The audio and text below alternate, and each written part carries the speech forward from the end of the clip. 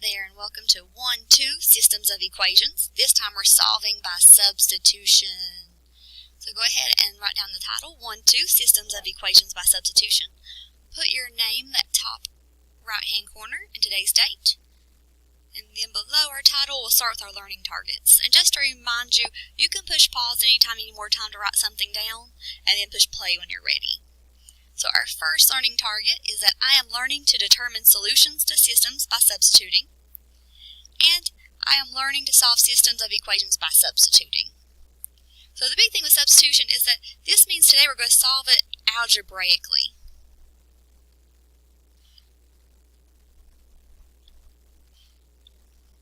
And what that means is that we're not going to graph today. So we're still going to look at solving systems of equations using just algebra instead of having to graph it on a coordinate plane. So now with our systems, we still end up with our three types of solutions. So solutions of systems are still those three types, except today they're going to look different because where we're going to solve them algebraically, we won't be able to look at the graphs. We'll have to look at our answers.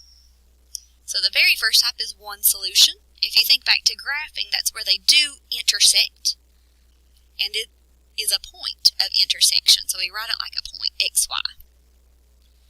Now, the way that will look today is you'll end up solving an equation, it looking like x equals 2, y equals -3, and then having the ordered pair as your x value is 2, your y value is -3, and that's your answer. Our second type of solution we can get is no solution. And if you remember from graphing, no solution is when your lines are parallel. There's no point of intersection, so you put the circle with a line through it for no solution. Now this is different. It's going to make you think back to Algebra 1 for a moment, because you're going to have, now algebraically you'll end up with a step somewhere along the line that looks like 2x minus 2x equals 8 minus 6. So 2x minus 2x is just 0, because 2 minus 2 is 0. You don't have to show the x, because 0 times x is still 0, and so it's just 0. 8 minus 6 is 2. And you have to ask yourself, is that true? Does 0 equal 2? No, it doesn't, because 0 has to equal 0. So since that statement is not true, and it is not equal, so not equal, it is a no solution. So you put a circle with a line through it, box it in, that's your final answer. And the last type of solution we can see is infinite solutions. And remember from graphing, infinite solutions is when we have the line that ends up being the same line and we put the infinity symbol. Now for this one, it looks a lot like no solution, but it solves out differently. So you end up with a step that looks like 2x minus 2x equals 8 minus 8. So this time, we remember 2x minus 2x is 0 equals 8 minus 8 is 0. So since that is true, 0 does indeed equal 0. That is true, it's infinite solutions. So that's your final answer we put. So those three different types of having a point, no solution, infinity still occur algebraically. Now let's look at how to solve systems by substituting. So the very first thing we have to do is make sure one equation is solved for one variable.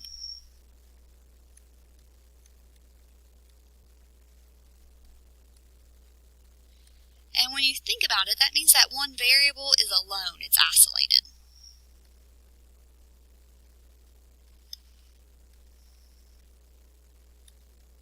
So all those different words also work. So you want to make sure it's solved for one variable, or that one variable is at least alone on one side or isolated on one side. All of that means the same thing. Step 2, and here's where you have to pay close attention to step 2. We're going to go back to the name of the game today, substituting. So we're going to substitute. Remember, substitute just means we're going to replace. Oh, it jumped on me. See if you'll go back. There we go. Substitute.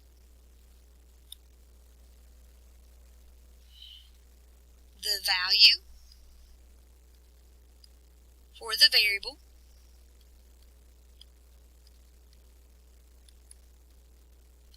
and that's step 1.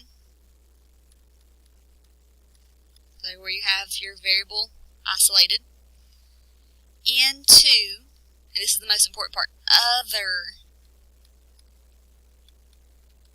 equation. So anytime you substitute a value for a variable, you have to make sure you put it into that other equation in the system. Alright, step 3. We're then going to solve for the remaining variable.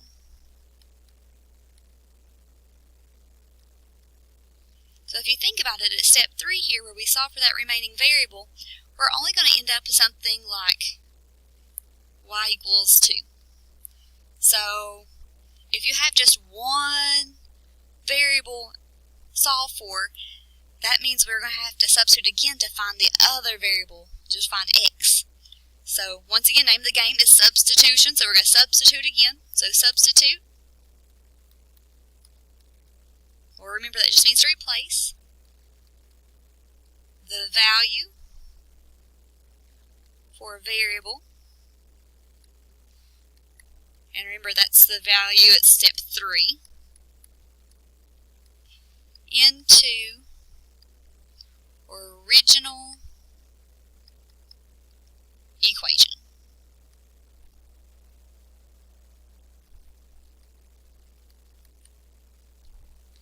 Now the last little part here, so if we solve for the other variable here at step 4,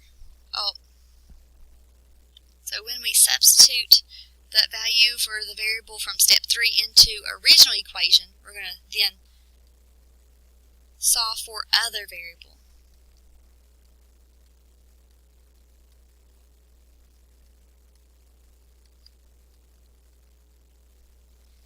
And when you do that, then you have like your x equals 3. So then, if you notice, like you then have a y value, you have an x value, so your last step here is to write answer as, and then we either want to write it like the order pair x, y. So for like that one, it would be positive 3, 2. Or you want to write the no solution if that's what you got. Or, I don't know why I put a comma instead of the word or your infinitely many. Some of you all may have noticed I had a slight magic just a second ago because I realized I did not have enough room to write out all of my step 4, so those of you all noticed, good job. Now, let's see these steps in action. So, example 1. So go ahead and take a second. Remember, all we do is just write EX for example. Let me scoot this whole guy over a little bit. So EX for example, and then 1. And go ahead and write out x equals 4, and then 2x plus 2y equals 16. So first things first from our steps is we have to make sure one equation is solved for one variable. And if you look, this first equation has x isolated, x is by itself, so x can therefore be replaced with 4, since, and I like to say it a lot of times this way, x is 4. Now step 2 says substitute the value into the other equation. So I'm going to now change this x and replace it with the 4. So substitute the 4 into x in our second equation. So instead of saying 2 times x, it's now going to say 2 times 4. Because remember, side by side means they're being multiplied, so now it's going to be 2 times 4 plus 2y equals 16. Alright, now we're told to solve for the remaining variable. So my only variable left is y. So to solve for y, I'm going to have to first multiply. 2 times 4 is 8 plus 2y equals 16. Now our solving equation skills come into play. So to solve for y, we're first going to have to transpose our positive 8 over here and make them a minus 8. So 2y equals 16 minus 8. 16 minus 8 is 8, so 2y equals 8. Divide both sides by 2. And y equals 4. So for this one, I now have y equals 4. Well, my step 4 says to substitute the value for this variable, step 3, for its value, into one of the original equations.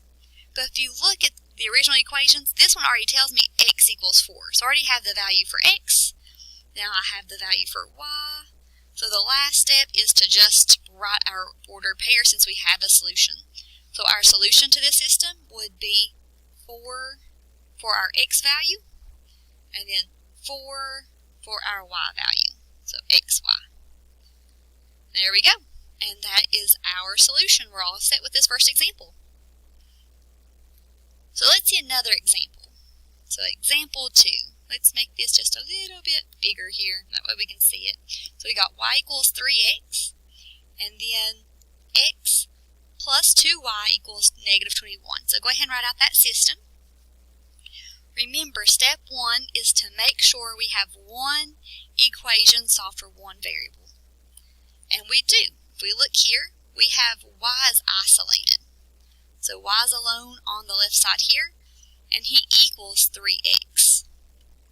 So step 2 now says that I can replace the value for y, 3x, into the other equation. So I'm going to replace this y with 3x and substitute 3x into this y. So now I'm going to drop down my x plus 2. Instead of saying 2 times y, so I'm going to say 2 times y is 3x equals a negative 21. Now we want to reduce it and solve for our remaining variable x. So we're going to say x plus 2 times 3x is 6x equals negative 21. A little something to remember from Algebra 1 is that if you have just a regular old x, it actually has a hidden 1 in front of it. So it's 1x plus 6x, which is 7x, equals negative 21.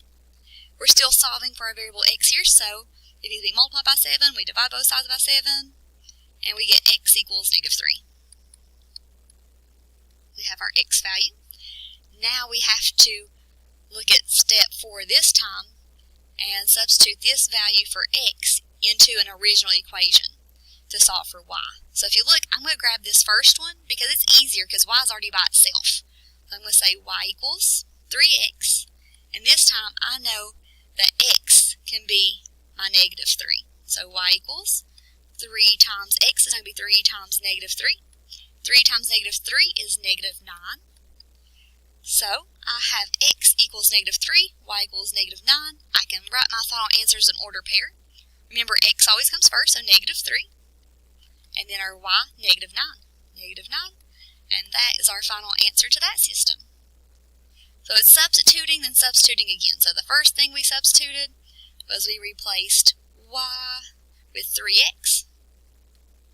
And then over here, we replaced x with negative 3, so we replaced that x with negative 3. And then the rest of it's just solving equations.